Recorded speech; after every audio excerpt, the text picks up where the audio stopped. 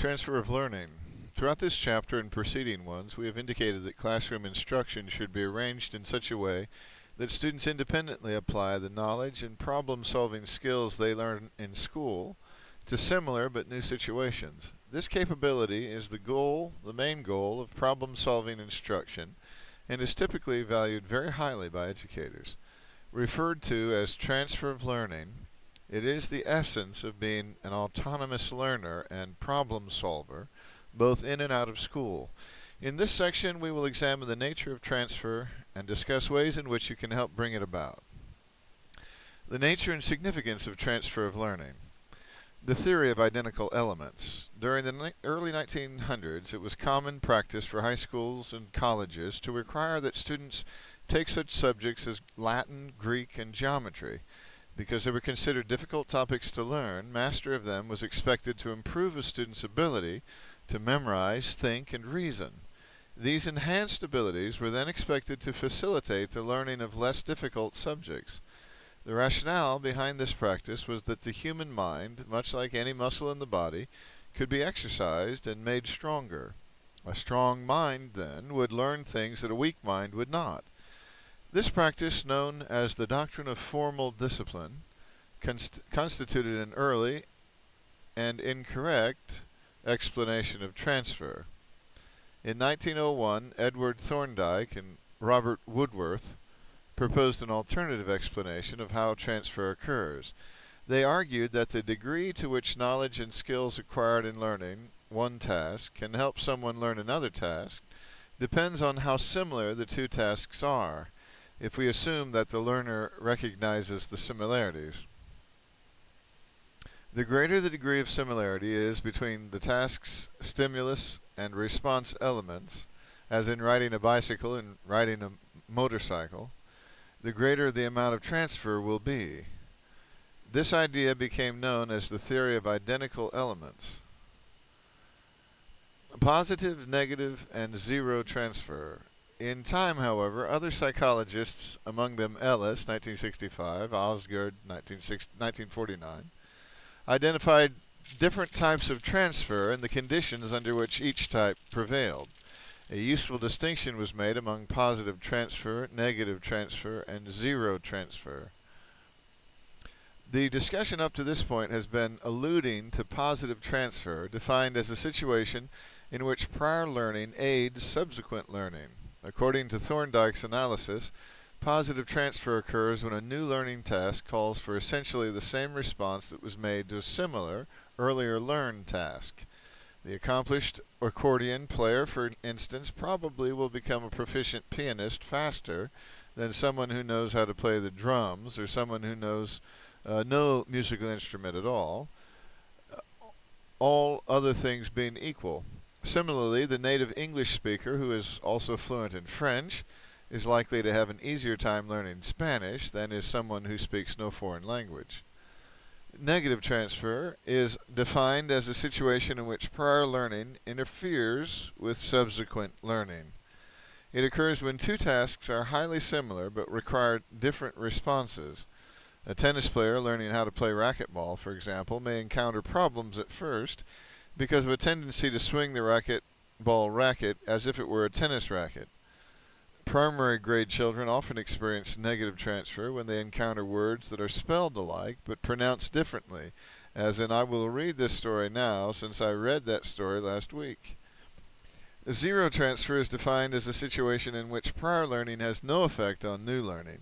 It can be expected when two tasks have different stimuli and different responses. Learning to conjugate Latin verbs, for example, is not likely to have any effect on learning how to find the area of a rectangle. I think this is too big of a subject to make absolutes like that. I think there are other tie-ins that could be beneficial. I'm not ready to throw out the 1900s learning. Specific and general transfer. The preceding description of positive transfer, although useful, is somewhat limiting because it is unclear whether transfer from one task to another is due to specific similarities or to more general similarities. Psychologists decide whether transfer is due to specific or general factors by setting up learning tasks such as the following for 3 different but equivalent groups of learners. Group 1, initial task, learn French, and then the transfer task is learn Spanish. Group 2, learn Chinese first and then Spanish, and Group 3, just learn Spanish right away. If on a Spanish test Group 1 scores higher than Group 2, the difference is attributed to specific transfer of similarities between French and Spanish, such as vocabulary, verb conjugations, and sentence structure. If Groups 1 and 2 score the same, but both outscore Group 3, the difference is attributed to non-specific transfer or general transfer of similarities between the 2 tasks, because Chinese shares no apparent specific characteristics with French or Spanish, both Romance languages. But they would still make you think about your own language more, and you would understand the structure of your own language better, which would help you think about another language's structure.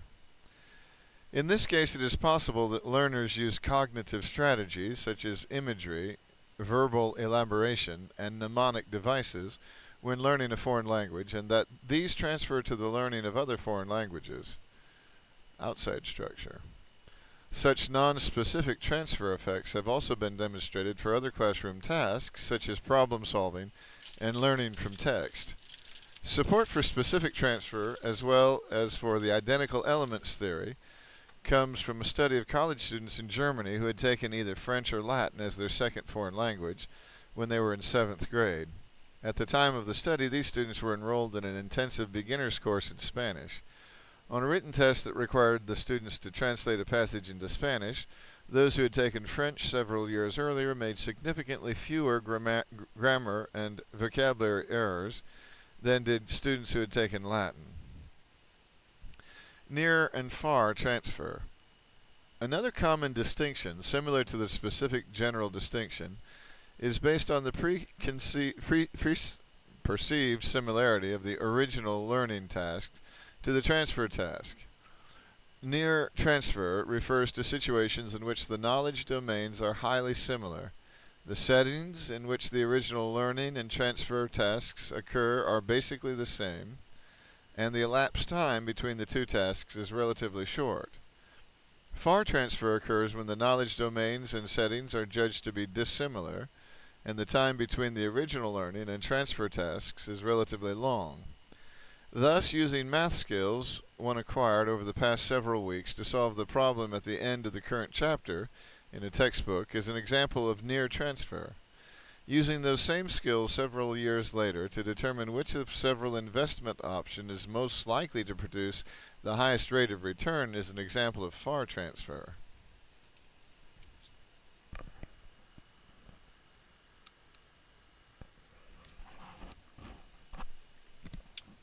You may have noticed our use of such imprecise and subjective terms as highly similar, basically the same, relatively long, and judged to be dissimilar. We chose these terms deliberately and for good reason. At present, there is no way to precisely measure the similarity between a learning task and a transfer task. The best we can do is identify the major dimensions that 2 tasks share, such as subject matter, physical setting, time between 2 tasks, and the conditions under which each is performed, and subjectively decide that the 2 dimensions are sufficiently similar or dissimilar to warrant the label near transfer or far transfer. Sometimes this approach produces a high degree of agreement, but at other times one person's far transfer is another person's near transfer.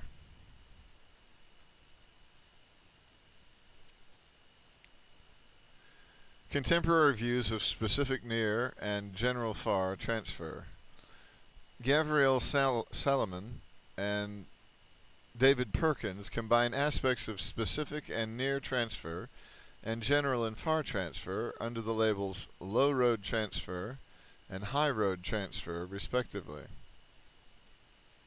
Low road transfer.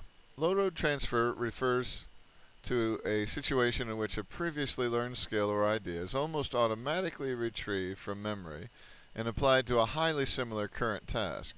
For example, a student who has mastered the skill of 2-column addition and correctly completes 3-column and 4-column addition problems with no prompting or instruction is exhibiting a low-road transfer. Another example is a student who learns how to tune up car engines in an auto shop class and then almost effortlessly and automatically carries out the same task as an employee of an auto repair business.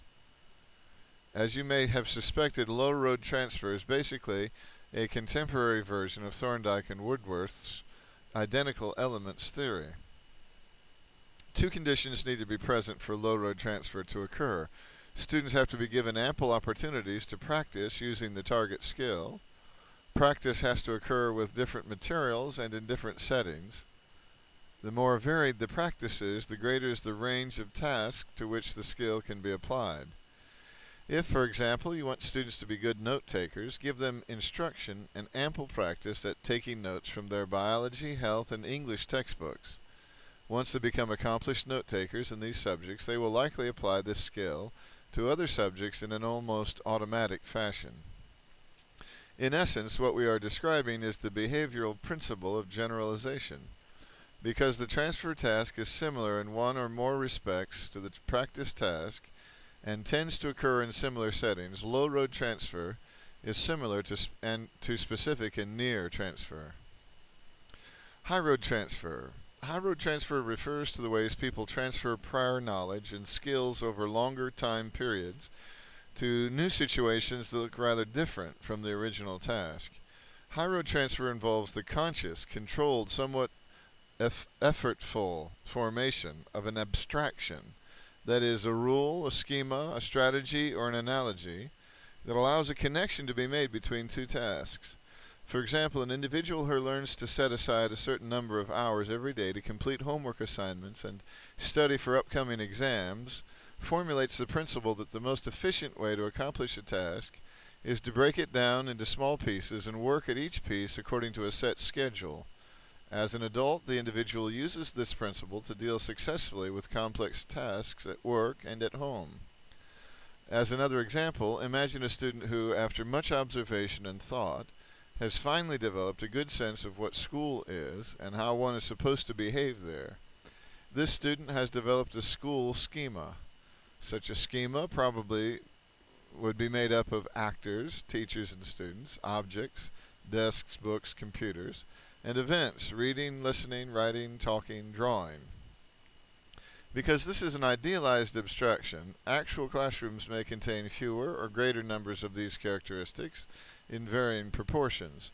Even so, with this schema, a student could walk into any instructional setting, another school classroom, a training seminar, or a press briefing, for example, and readily understand what was going on, why it was going on, and how one should behave.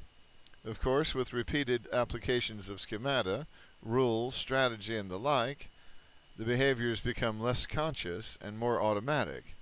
What was once a reflection of high-road transfer becomes low-road transfer. Researchers refer to this deliberative, conscious, effortful formulating of a general principle or schema that can be applied to a variety of different-looking but fundamentally similar tasks as mindful abstraction. The mindful part of the phrase indicates that the abstraction must be thought about and fully understood for high-road transfer to occur. That is, people must be aware of what they are doing and why they are doing it. This is essentially training in metacognition. Recall our earlier discussion in this chapter of inert knowledge and Richard Feynman's observations of how his classmates at the Massachusetts Institute of Technology failed to recognize the application of a previously learned mathematical formula because it was initially learned for use only in that course. Carl Breider argues that when learning is too strongly situated in a particular context, as in the case of Feynman's MIT classmates, high-road transfer is impeded. For use or for help in remembering the key terms introduced in this chapter, you may want to use the interactive flashcards on the textbook's website. Teaching for low road and high road transfer. But first, take a stand. If you want transfer, then teach for transfer. From the elementary grades through graduate school, you will find teachers who believe that it is perfectly acceptable to provide students with basic explanations and examples of concepts and procedures during classroom instruction, and then test them on their ability to answer more advanced questions or solve more difficult problems. Their intuitively appealing rationale is that if the students are paying attention in class, carefully reading the textbook, and diligently doing the assigned homework, they will be able to make the jump from the simpler, lower-level classroom examples to the more difficult and advanced test items. We hope you have learned from the discussion of transfer in this chapter that nothing could be further from the truth. Students have to be exposed to the same types of concepts, problems, and procedures during instruction that they will be held accountable for on an exam, and they may even have to be prompted on the exam to use the knowledge they were taught. In other words, if you want transfer, then teach for transfer. Give your students opportunities to use what they learn in new situations. If you expect transfer to occur spontaneously, like so many other teachers, you will be disappointed most of the time. What are your own experiences with teachers who expect transfer to occur automatically? Frustration. I don't like to test that way myself. As we noted at the beginning of this section, transfer of previously learned knowledge and skill to new tasks and settings is a goal that is high on almost every teacher's list.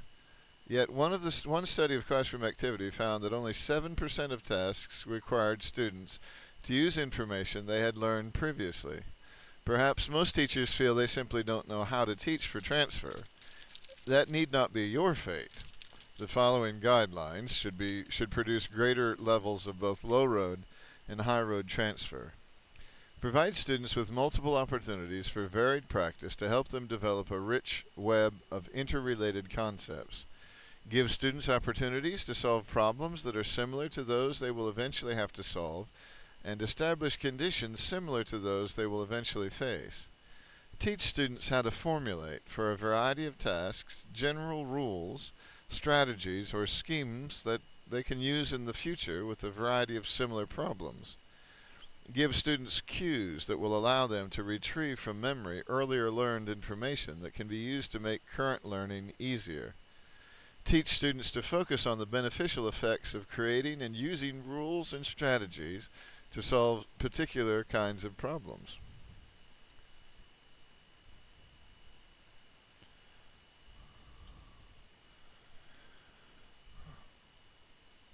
Improving practice through inquiry, one teacher's story. Solving the problem of who and who owns it, by Heather Carter Jackson. As a reading teacher for a small third grade group of students, I was teaching a word study lesson from a supplemental reading curriculum. The principle that I was teaching was as follows. Add an apostrophe and an S to singular nouns and irregular plural nouns to show possession. Add only an apostrophe to regular plural nouns to show possession. In teaching this lesson, I followed the suggestions presented in the curriculum. I first used a pocket chart with 4 sets of words such as girl, girls, girls, girls, and listed under the headings of singular and plural. I then asked students to share what they noticed about the apostrophe in these words. The responses that I received from students were vague at best. I then explained the principle using sentences that matched the 4 sets of words. For example, I gave a detailed explanation as to how and why the apostrophe was added in each instance. Upon explaining the last set of words, I felt confident that the students had understood the lesson.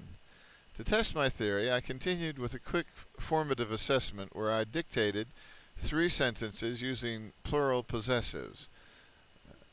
For example, the 3 girls' sneakers were covered in mud. The students then wrote them in their literacy notebooks. As students were writing the first sentence, I began to sense the initial wave of frustration approaching, as I had several pairs of eyes staring blankly back at me, hands in the air, and pencils and erasers wildly moving apostrophes before and after the letter S. Seeing the telltale signs of confusion, I suggested to the students to use the pocket chart as a reference. From my perspective, the pocket chart clearly provided them with enough information to easily complete this task. I quickly found that the students more than eager to share with me that the pocket chart with the words columns was of no help in assisting them in this task. Our class had come to an end, and as the students left the room, I took a moment to reflect on the lesson. I realized that for some students, the concept of plural and singular itself was not clear, and then to add on the term possessive simply muddled their understanding even further. I recognized that the combination of the word cards and my verbal explanation was not enough for students to make the connection between those two combined concepts. Realizing that I needed to repeat this lesson again, I asked myself, what could I have done differently? I decided that I needed to take the principle that I was teaching apart into two separate ideas. The first principle was, what are plural and singular nouns? The second principle was, how do you use an apostrophe to reflect possessiveness of plural and singular nouns? Additionally, I realized that instead of just using word cards in the pocket chart, I needed to add pictures so that students could see the correlation between the word and the concept. Next to the word girls, I added in a picture of 3 girls wearing sneakers and then the phrase girls' sneakers. I repeated this with each of the columns in the pocket chart. In addition, I developed an assessment with a photograph and then the sentence that matched it.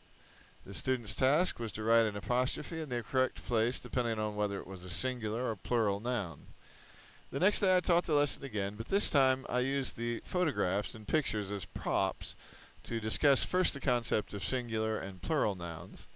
Then I added in the idea of possessive nouns and again used the pictures to match up with the words. I found that my explanation this time was much shorter, and I could almost see the confusion fade from their faces. As I passed out the new assessment with the sentences and photos, the students went to work right away, adding the apostrophes. As one student waited for the others to finish, he asked, "Can I make my own picture and sentence?" After being given the green light, he created one and shared it with a friend. His friend then made his own sentence with the picture to match. As class came to an end for the first day, for that day, I was reminded of how important it is to be sure to link students' new learning with what they currently know. I needed to return to the first concept of singular and plural nouns, adding another modality of learning in the visual cues, and then arrive at the principle of the lesson. Missing the first step created a gap that was too far a distance to bridge when comprehension was the final destination. Heather Carter Jackson is a reading specialist at Hamilton Central School.